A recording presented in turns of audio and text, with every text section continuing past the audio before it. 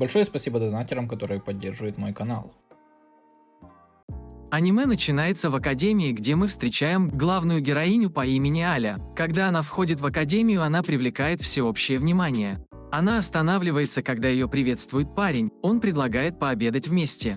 Аля сразу же отказывается. После этого ученики начинают обсуждать то, что только что произошло, отмечая, что Аля легко отвергла его. Вскоре после этого Аля приходит в свой класс и приветствует другого главного героя, своего одноклассника Масачику Кудзе. Аля пинает его стул, чтобы разбудить, и спрашивает, не засиделся ли он допоздна, смотря аниме. Кудзе объясняет, что аниме закончилось в час ночи, и он говорил об этом с другом в течение 2 часов.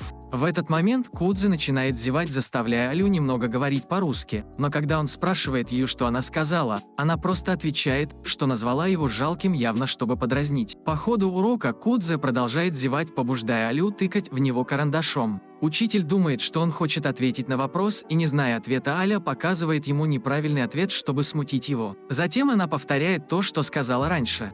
Кудзе, который понимает русский, знает, что она сказала. Он огрызается, и Аля говорит: Ай, покраснел, прям как ребенок. Что еще больше его смущает. Затем мы узнаем немного о прошлом Кудзе, где в детстве он часто играл с русской девочкой, которая жила недалеко от дома его дедушки. Так он научился понимать разговорный русский язык. После урока Аля видит, как Кудзе достает свой телефон и напоминает ему, что мобильные телефоны разрешены только в экстренных случаях. Она отбирает у него телефон и замечает, что он выиграл персонажа. Аля знает, что это отсылка к японской богине Луны, но не понимает, почему ее волосы седые, а не черные. Несмотря на свое раздражение, Аля возвращает ему телефон, она говорит по-русски. Он нервничает, но делает вид, что не понимает. Она говорит ему, что назвала его игроманом. После этого Кудзе идет в кафетерий со своими друзьями, и через несколько минут они видят, как приходят девушки из студенческого совета, включая Юка, Алю и ее старшую сестру Марию. Друзья Кудзе Такиши и Хикару говорят о том, какие красивые сестры. Хикару думает, что у Маши есть парень, потому что она продолжает отвергать женихов. Кудзе добавляет, что даже если бы у нее не было парня, у Такиши не было бы шансов. В этот момент Юки встречается взглядом с Кудзе, озорно улыбается и подходит к их столику, чтобы спросить, может ли она сесть с ними. Он соглашается, и остальные тоже, а Такиши немного нервничает.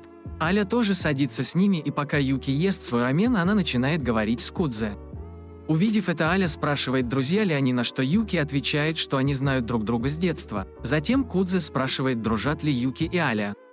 Юки говорит, что они в процессе становления друзьями и что она хотела бы дружить. Внезапно Такаши и Хикару встают, чтобы уйти, закончив трапезу.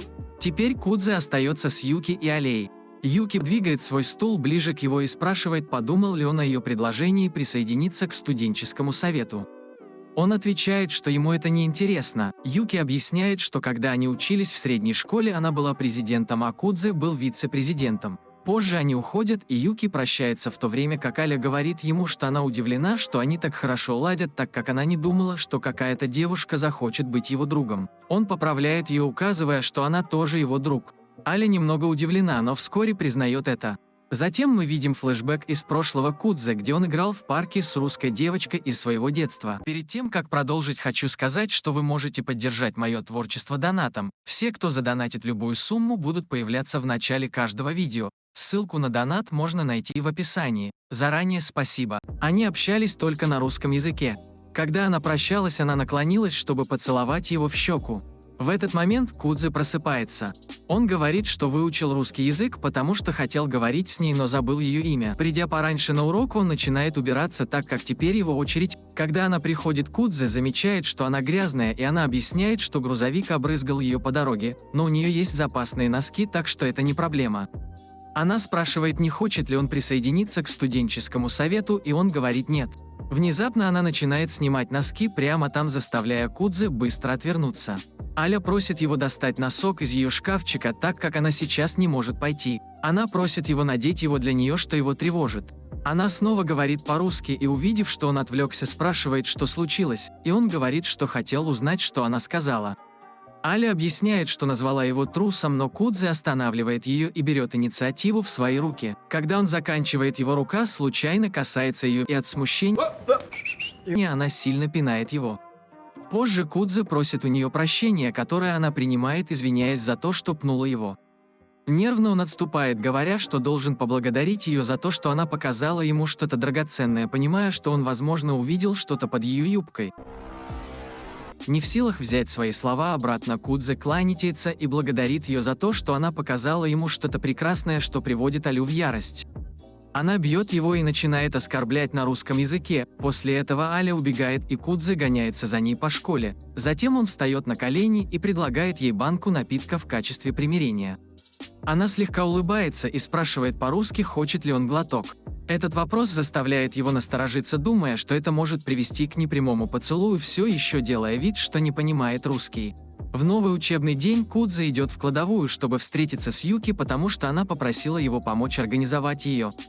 Через несколько секунд подходит Аля и говорит, что они, кажется, хорошо ладят. Через несколько минут Юки просит его достать что-то с верхней полки, что оказывается настольными играми и картами. Поскольку они так комфортно болтают, Аля просит их меньше говорить и больше работать, чтобы они вернулись к своим задачам. Затем Аля говорит по-русски, что она тоже хочет внимания. Она даже немного смеется, не зная, что Кудзе прекрасно ее понимает. Позже они выходят из кладовки, и обе девушки благодарят Кудзе за его помощь. Через несколько секунд появляется Канзаки, президент студенческого совета. Он представляется Кудзе и благодарит его за помощь. После этого Кудзе пытается уйти, но Канзаки просит его подождать, говоря, что ему будет неловко, если Кудзе уйдет с пустыми руками после помощи с кладовой, и предлагает пригласить его на ужин. Юки также говорит, что у него дома нет еды, поэтому он должен согласиться. Услышав это, Канзаки спрашивает Юки, откуда она знает об этом, и она отвечает, что они знают друг друга с детства. Затем Канзаки приглашает девушек, и, не имея другого выбора, Кудзе в конечном итоге принимает предложение. В кафе Канзаки хвалит Юки за то, что она такая эффективная и хорошо справляется как с физической работой, так и с документами. Позже Канзаки уходит с Юки, а Кудзе идет с Алей. Через несколько минут Аля спрашивает, пойдет ли Кудзе домой один. Когда Кудзе возвращается домой, Юки ждет его и спрашивает, проводил ли он Алю домой. Она объясняет, что планирует провести ночь с Кудзе, что немного расстраивает его, потому что она притворяется просто его школьной подругой. Юки настаивает, что они друзья детства, что включает в себя близость как брат и сестра. Она игриво будит его, запрыгивая на его кровать и говоря, что ее младшая сестра пришла разбудить его с любовью, поэтому он должен быть счастлив. Юки призывает Кудзе встать, потому что у них запланирован насыщенный день. Разглядывая одежду, они замечают краем глаза что-то серебристое. Юки понимает, что это Аля шпионит за ними. Когда они подходят к Але, чтобы поприветствовать ее, она очень нервничает. Она объясняет, что видела их некоторое время назад, но не нашла подходящего момента, чтобы подойти. Аля говорит, что она здесь, чтобы купить одежду, и Юки приглашает ее на обед. Прежде чем они решают, куда пойти, Кудзе прерывает их, чтобы убедиться, что они не пойдут в определенный ресторан. Кудзе объясняет, что если они пойдут с Алисой, то должны выбрать другое место, потому что там подают очень острый рамен. Алиса уверяет их, что может справиться с острой пищей. Когда они приходят на ресторан, шокирует Алису. Оказавшись за столиком, Алиса с трудом разбирается с меню. Кудзе решает заказать бассейн адской крови, решив, что лучше не начинать со слишком острого. Во время разговора Алиса замечает, что Юки сегодня одета более мужественно. Юки добавляет, что сегодня утром она была с Кудзе в постели. Это заставляет Алису повернуться к Кудзе и спросить, что происходит. Кудзе нервно объясняет, что Юки пришла к нему домой, зашла в его комнату и прыгнула к нему в постель. В этот момент приносят их блюдо. Несмотря на страх, Алиса смело делает первый укус, но быстро чувствует сильный привкус специй.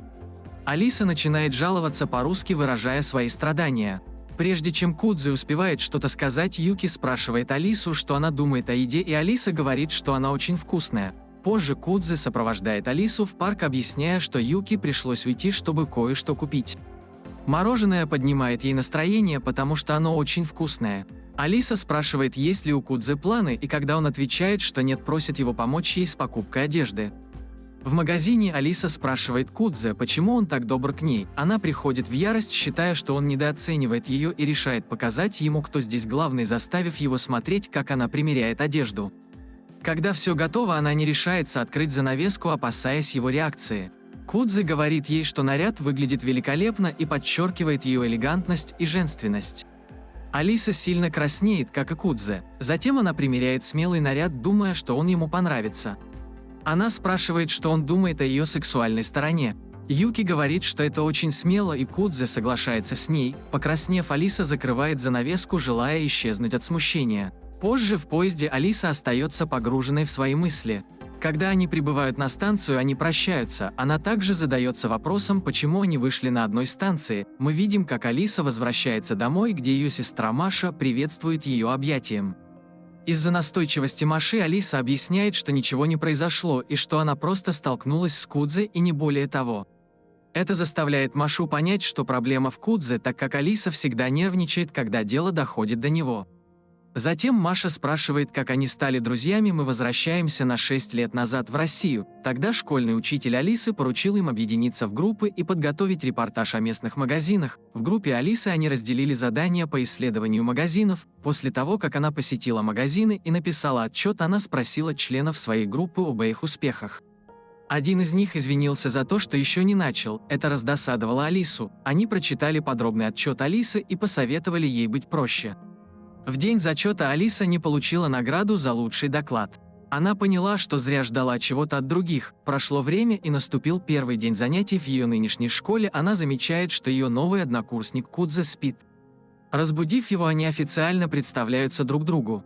Позже, когда до школьного фестиваля остается 14 дней, Алиса допоздна засиживается за работой. Вдруг дверь класса открывается, и появляется Кудзе, который говорит, что знал, что найдет ее там. Кудзе сообщает ей, что кружок рукоделия согласился помочь с костюмами и показывает разрешение на ночлег в школе. Он снова советует Алисе пойти домой, напоминая ей, что она не должна все делать одна. Она говорит, что хочет, чтобы фестиваль был хорошим, а не чем-то халтурным. Кудзе говорит ей, что она сосредоточена не на том. Проходит несколько дней, и Алиса замечает, что ее одноклассники постепенно прикладывают много усилий для организации фестиваля. Позже, во время фестивальных танцев на школьном дворе, Алиса встречает Кудзе. Алиса спрашивает, можно ли ей сесть рядом с ним, и он соглашается, хотя и спрашивает, не собирается ли она танцевать, полагая, что все хотят танцевать с ней. Она отказала всем, потому что не хотела танцевать. Кудзе замечает, что не ожидал от ледяной королевы меньшего. Он объясняет, что другие дали ей это прозвище. Выслушав ее, Кудзе соглашается больше так ее не называть. Кудзе спрашивает, есть ли в России традиция давать особые прозвища. Алиса объясняет, что ее семья называет ее Алей, и Кудзе настаивает на том, чтобы тоже так ее называть. Алиса удивлена, но соглашается. Позже одноклассники неоднократно приглашают Алису на танец. Когда они становятся слишком настойчивыми, Кудзе извиняется перед ними и берет ее за руку и ведет в центр двора. Алиса с радостью соглашается продемонстрировать свои танцевальные навыки. Она делится всей этой историей со своей сестрой Машей, которая считает это красивой историей любви, с чем Алиса не согласна. Маша упоминает, что она и кое-кто были также близки, и показывает его фотографию в медальоне. Далее мы видим, как Кудзе посещает студенческий совет, где встречает сестру Алисы, которая является секретарем совета. Маша неожиданно берет его за руку, но, увидев его вблизи, замирает и спрашивает его имя. Он отвечает, как его зовут, и Маша после нескольких долгих секунд извиняется, объясняя, что просто была очень рада встретить друга Алисы. Затем она говорит по-русски, и Кудзе делает вид, что не понимает. Маша переводит, объясняя смысл. Они отправляются в магазин. Маша отвлекается на плюшевую игрушку, похожую на Алису. Затем ей приходит в голову идея купить плюшевые игрушки, напоминающие членов студенческого совета. Он просит ее не покупать плюшевые игрушки, и Маша неохотно соглашается, покупая только милого котенка для себя. Позже, когда они идут по улице, Кудзе думает, что Маша довольно странная, и задается вопросом, всегда ли она такая. В магазине Маша спрашивает, какой чай Кудзе предпочитает, но он признается, что не понимает черный чай. Он думает о Юке, которая знает много о чае благодаря их матери. Эта мысль приводит его к неприятным воспоминаниям, как его отец сказал ему, что он и его мать разводятся. Он принял это решение, сказав, что предпочитает остаться с отцом, но Юки выбрала остаться с матерью. Маша спрашивает, все ли в порядке. Кудзе отвечает, что ничего не случилось, но Маша кладет руку ему на щеку. Затем она обнимает его, шепча, что он может расслабиться и что все будет хорошо. Он чувствует знакомое и успокаивающее ощущение. Внезапно он приходит в себя и жалуется, что чай обжигает его. В своей неловкости он роняет чашку с чаем, и его крики боли раздаются по магазину. Надеюсь, вам понравилось данное видео. Если да, то подпишитесь и поставьте лайк, чтобы поддержать мой канал.